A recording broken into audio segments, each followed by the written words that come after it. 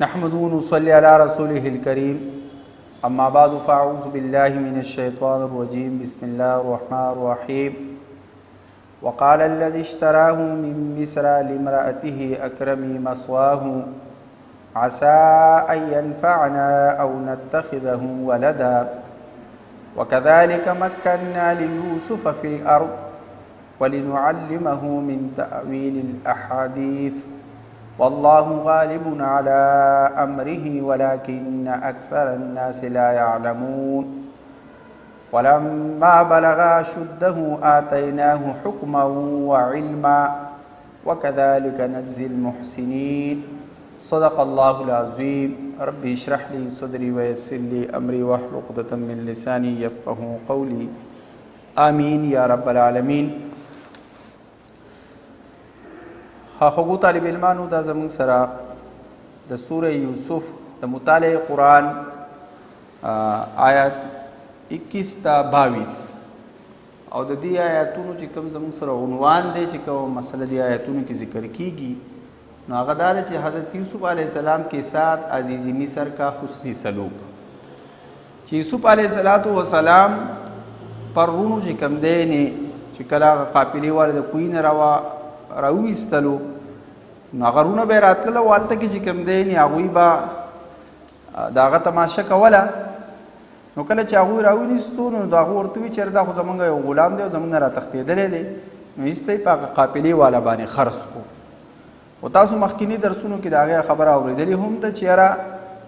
هغه قافلې والا هم په دې خبره کې چې کوم دی نه څه داسې څه دلچسپي یا داسې نه اخیستله چې یاره هغو ته دا نه ښکارېدو چې دا یو غلام دی بلکې داسې ورته و چې دا خو یو آزاد کس دی او ډېر ښایسته دی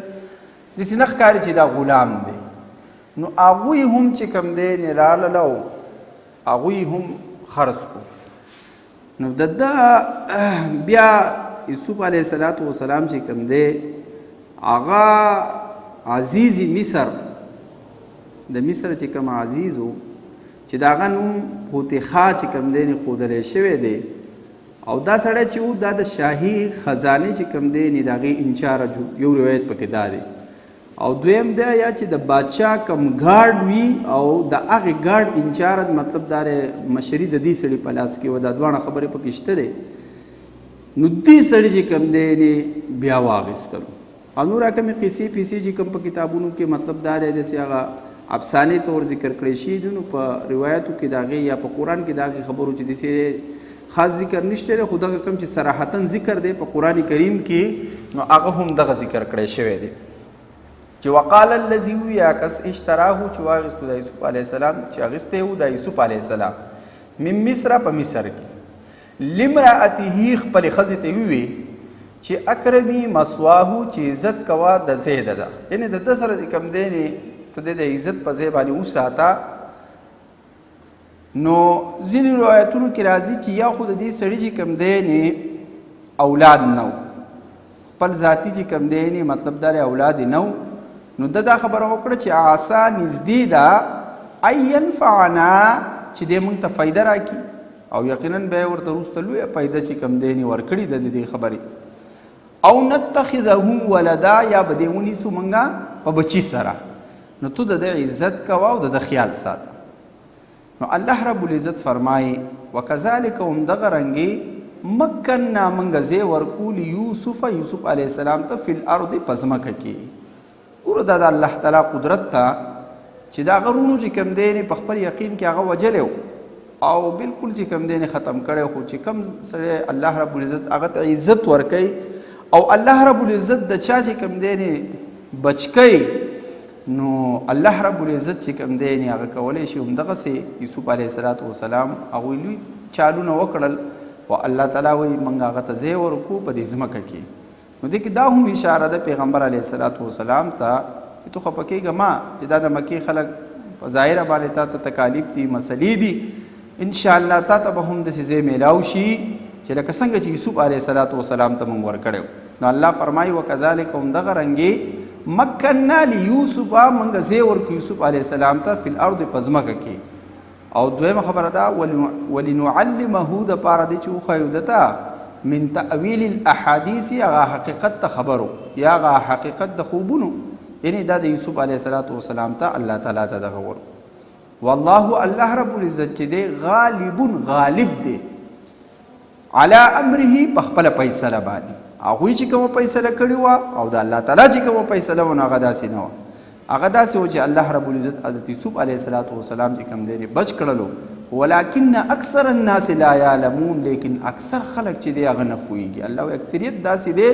چې هغه چې کوم دی هغه په دې خبرو باندې نه پوهېږي چې حقیقت څه دی اصل کې ولما بلغا او کله چې ورسېدو د یوسف علیه السلام اشده خپلې ځوانۍ ته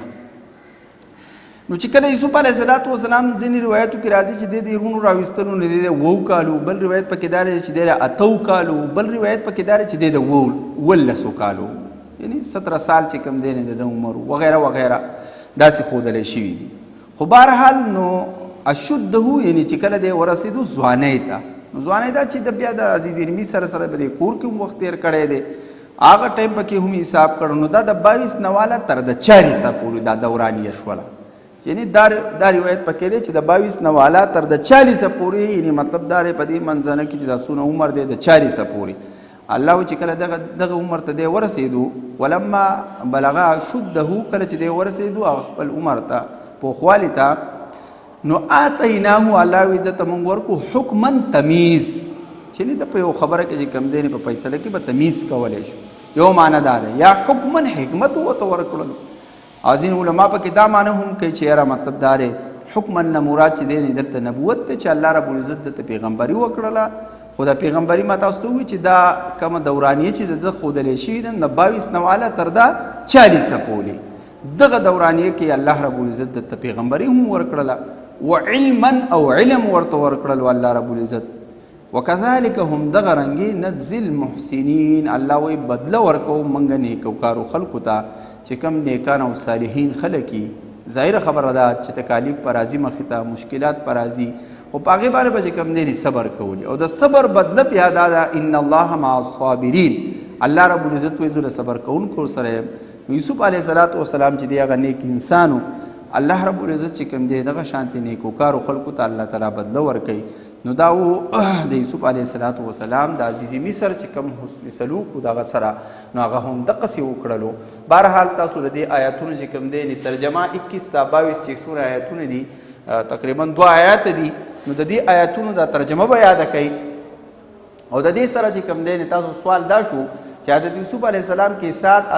عزیز مصر کا حسن سلوک کیا تھا نو هغه به د دې آیاتونو چې کوم دی تاسو خپل د دې سوال جوابو